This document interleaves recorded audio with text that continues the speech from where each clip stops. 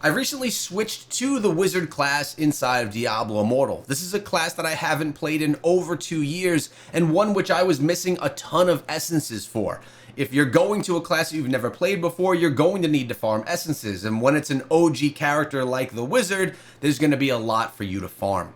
I was able to put together the build that I'm sharing with you guys today with the help of Draconia, who recommended a bunch of things for this build, something that she's been utilizing. This is a build that she utilizes in PvP, but I primarily utilize this build in PvE, so open world farming, in Helliquary bosses, in dungeons. I prefer this one right here for PvE. We're going to start out by looking at the skills, then we're going to be taking a look at the gear, the gems, and even the secondaries and all the things that are used here, and then I'll give you a demonstration. It's also worth noting that this works really well when you're using a controller, or if you're on keyboard and mouse. I prefer it actually on controller, but my biggest preference is playing on the glass, so playing it on my phone. You're going to come in with Electrocute as your primary attack, Lightning Nova as skill 1, Teleport for some mobility, although you do get mobility out of Lightning Nova as well. More to that in a second. Scorch and Arcane Wind. Those are the skills that you are going to be starting out with. Now, let's take a look at some of the gear. First, I'll show you my charm. Nothing crazy here. Actually, I am Scorch I'm using out of all that, and that's really it. So I'm not getting any massive buffs out of my charm whatsoever. I am using a Savior Pet, so that's cool for PvP. And really, that's all we got going on there. Actually, I probably want to show you, I do wear a 4-piece Nettled and a 4-piece Wired. Those are the curse properties I'm utilizing on my gear. Now, as far as my set items go, I'm going with a 2-piece Vathu, which is increasing the duration of all beneficial effects on me or my party members by 30%. I'm going with a 4-piece of the newest set items, the Skybreaker's Bolt. Dealing damage unleashes a lightning blast at the enemy's location that shocks all nearby enemies, dealing 8,500 damage per second for 3 seconds. Can occur more often than once every 6 seconds. I like that. And then also, because we're wearing 4 pieces, when near shocked enemies, you automatically release a chain of lightning at them, dealing 35,000 damage.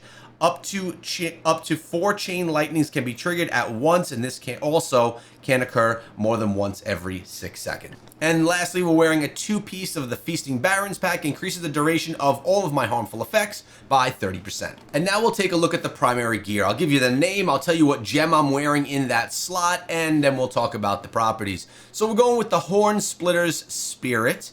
I am utilizing the Roiling Consequence inside of here, which is an S tier gem. And the Electric Orb is the property. Scorch now launches an electric orb that explodes on impact, creating an electric field that pursues enemies and inflicts them with shock. Scorch damage is increased by 12%, and because I have all of my slots awakened here, I get the added buff. Scorch cooldown is decreased by 10%. Taking a look at the chest, we have the Coat of the Astrum. On this, I'm wearing a Blood-Soaked Jade, another S tier gem, and legendary attribute is the Runaway Lightning. Lightning Nova now unleashes a wild arc that jumps rapidly between random targets, leaving behind sparks of electricity that continue to deal damage when it hits shocked enemies. Lightning Nova damage is increased by 12%, and then an additional 10%. You can already see how this build is going to work. You're going to be having lightning literally everywhere, electrocution, and it's going to remain there, bouncing between enemies, whether you're doing that in PvE or in PvP. We have a shoulder piece right here, Angmar's Repulsive Burden. I'm wearing a Void Spark, adding even more electricity to the fight, which is more of a PvE gem than a PvP gem. And the legendary property is Scorch knockback distance is increased. Scorch cooldown is reduced by 2.4%, and the damage is increased by an additional 10%. In our pants slot, we're wearing Galebringer's Leggings. I'm wearing the Gloom Cask gem. It's a decent gem, not the best, but I like it. And the legendary attribute Arcane Wind damage is increased by 16%, and the cooldown is decreased by 10%.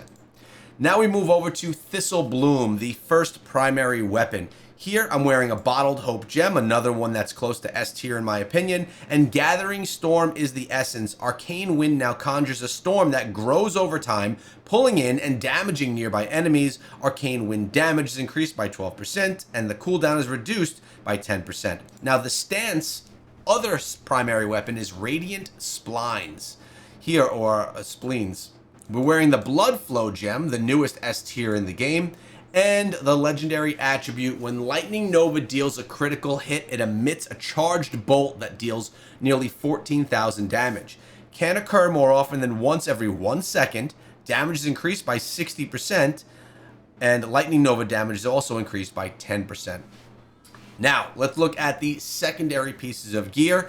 The Siphon is our first offhand. I'm wearing one of the most power-crept gems in the game, the Seeping Bile. I sometimes will switch this out and go with the Fervent Fang gem. Right now, the Fervent Fang is actually right here, being used as a socketed gem within, but that aside, the essence here, casting Lightning Nova temporarily increases your movement speed by 60%, and the cooldown is reduced by 2.4%, and then the cooldown again is reduced by 10%. This is another one that gives me that mobility. We have mobility with teleport, but then we have mobility here utilizing Lightning Nova as well, which I actually really like.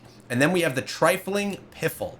In here, I'm wearing another S tier gem, the Colossus Engine. I actually need one more copy to get this to a rank 5. That's going to be happening very soon on my account.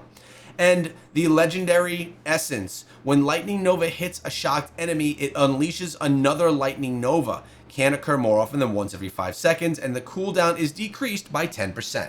Now for transparency here, I'm sitting with this build with 4,000 resonance.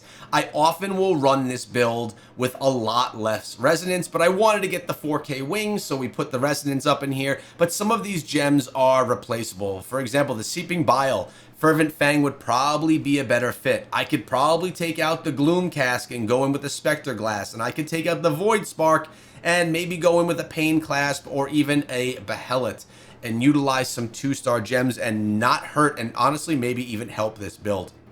The S tier gems in this build are the Roiling Consequence, Blood-Soaked Jade, Bottled Hope, the Blood Flow gem, and the Colossus Engine. Those are the ones that are some of, well, the best in the game. Now, I run this with the Slinger Paragon when I'm doing any open world stuff. That's going to bring me the most damage. You can see the loadouts that I'm using right here. But if I want to do something like a Heliquary boss, I'll probably switch over to Survivor.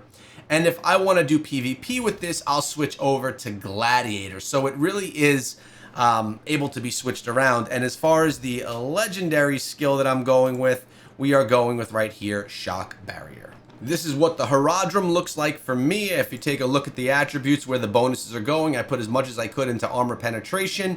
And if we take a look at my attributes overall, I'm sitting with around 50,000 combat rating right now. So nothing that's actually insane. We have our other things right here. I'll get us some more armor attributes. Armor penetration, almost 4,500. Potency, you can see all of that. And as you said, or as I said, 4K in the resonance. Now, I mentioned to you before how well this works with the controller. I literally just run in with the controller, and it's really easy to spam all of your skills. You're going to be utilizing Lightning Nova. It's going to give you some extra speed. You could drop your Scorch in there as well. You have Arcane Wind, which does a nice drop, pulls in all the enemies, and you can spam your primary attack as you go. And if you want some additional mobility, you just teleport yourself around. Think about yourself in a really crowded zone with a lot of enemies around. This lightning is going to really jump between all of them quite nicely, and it's going to do a ton of damage that just excels and builds up over time. And we'll come in and over here. You could keep your distance if you want. You don't want to get too close as you're playing as a wizard, by the way. But as you can see, the damage drops really quickly. Often finding myself a solid damage dealer when I'm over in PvP as well. Now, I'm going to bring this over to the dummy and we're going to give it a go. I am not the best with this thing on the PC with the buttons, but actually we're doing okay. I'm going to give us a little 30-second test so you can see what damage actually looks like. At least with my build, I'm sure you could probably build it out, test it out, and get even more damage out of it. as I will over time. But this is a really nice build that's extremely versatile, and I think that's one of the best things about it. Able to use this in so many different elements of the game and be successful in all of those areas. And taking a look at the breakdown right there, we have a lot of it coming from Lightning Nova, 35 million damage over 30 seconds right there. Scorch, Arcane Wind doing a bunch as well, and Electrocute obviously doing some damage, but really nice with that Lightning Nova, dropping that crazy, crazy damage. Now, I've personally been loving this build as I've been playing as the Wizard over the last couple of weeks. I have more builds to come, specific for raids, specific for Heliquary, specific for PvP, and I'm going to bring all of you those right here on the channel, so make sure you stay tuned. Also, guys, I've been live streaming every day of the week, Monday through Friday, around 11 a.m. Eastern time. I'd love it if you came through, said what's up, and if you do come through and you came from this video, make sure you let me know. Subscribe to the channel. I'll see you guys in the next one.